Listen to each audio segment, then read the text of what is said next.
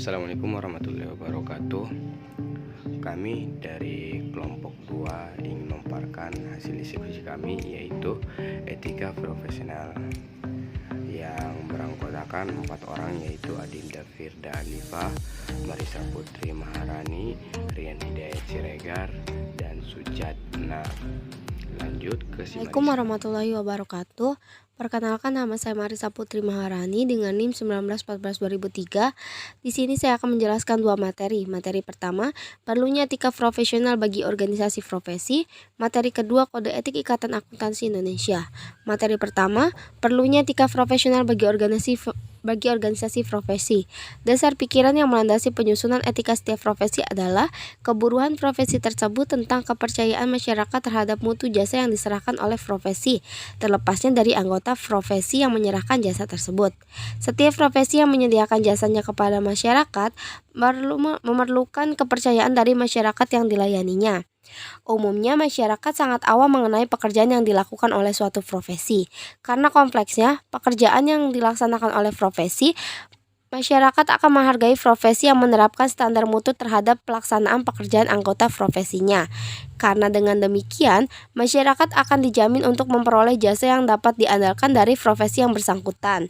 Jika masyarakat tidak memiliki kepercayaan terhadap profesi akuntan publik, dokter atau pengacara, maka layanan profesi tersebut kepada klien dan masyarakat pada umumnya menjadi tidak efektif.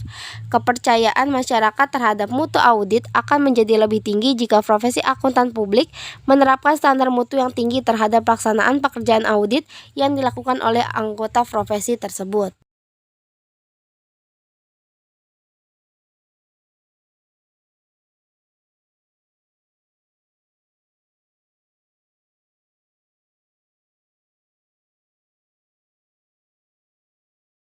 Kode Etik Akuntan Indonesia profesional dikeluarkan oleh organisasi yang mengatur perilaku anggota dalam menjalankan praktik profesinya bagi masyarakat.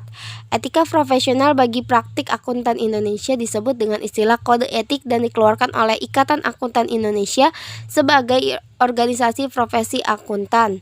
Dalam kongresnya tahun 1973, Ikatan Akuntan Indonesia (LAI) untuk pertama kali menetapkan kode etik bagi profesi akuntan Indonesia. Kode etik ini kemudian disempurnakan dalam Kongres IAI tahun 1981 dan tahun 1986 dan kemudian diubah lagi dalam Kongres LAI tahun 1990, 1994 dan 1998. Pembahasan mengenai kode etik profesi akuntan ini didasarkan pada Kode Etik Ikatan Akuntan Indonesia yang ditetapkan dalam Kongres 8 tahun 1998. Baiklah, terima kasih. Baik, perkenalkan, nama saya Sujatna dengan NIM 1914-233. Akan melanjutkan presentasi dari saudari Marisa, yang mana terkait dengan akuntan publik dan auditor independen. Akuntan publik adalah akuntan yang berpraktik dalam kantor akuntan publik, yang menyediakan berbagai jasa yang diatur dalam standar profesional akuntan publik, auditing, atestasi, akuntansi, dan review. Maksudnya yaitu akuntan publik ini akuntan yang berpraktik di dalam kantor akuntan publik, yang mana dalam praktiknya itu menyediakan berbagai jasa yang diatur dalam standar profesional akuntan publik.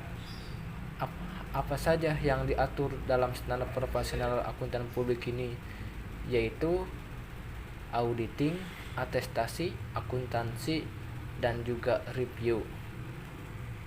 Sedangkan auditor independen adalah akuntan publik yang melaksanakan penugasan audit atas laporan keuangan historis, yang menyediakan jasa audit atas dasar auditing yang tercantum dalam standar profesional akuntan publik. Yaitu Rangka Kode Etik Ikatan Akuntan Indonesia.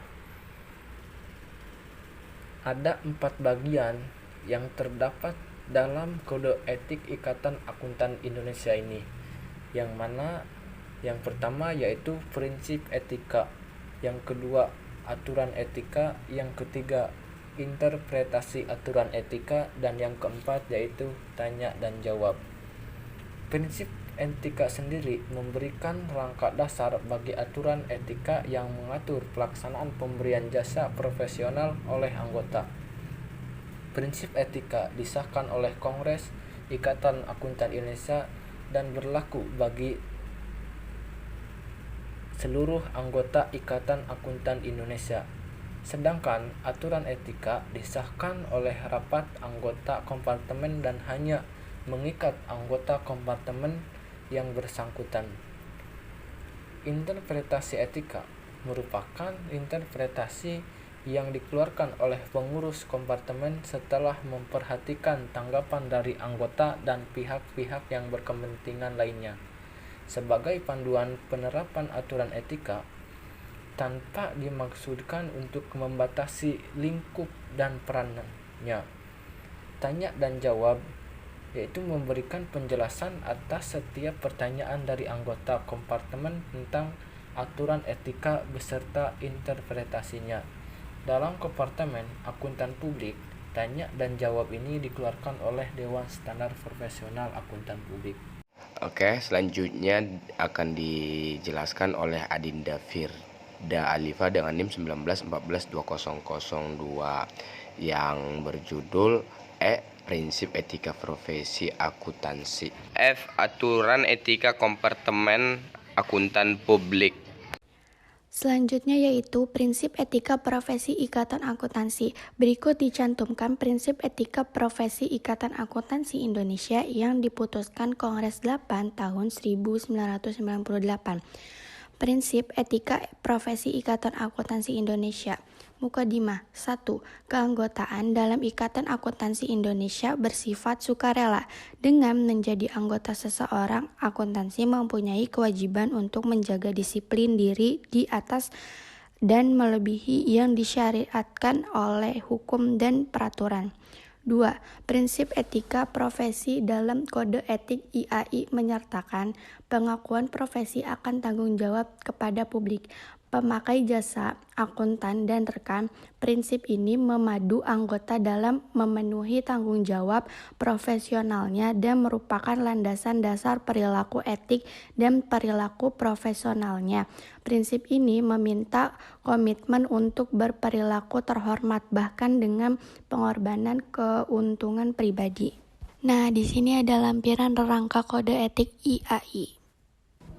Selanjutnya yaitu aturan etika kompartemen akuntan publik. Dalam aturan etika kompartemen akuntan publik ini digunakan singkatan KAP dengan dua makna. Yang pertama, kompartemen akuntan publik, dan yang kedua, kantor akuntan publik.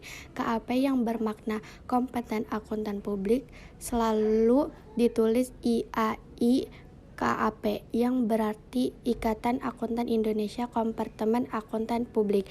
KAP yang bermakna kantor akuntan publik ditulis tanpa didahului dengan IAI. Mungkin cukup sekian yang dapat kami sampaikan.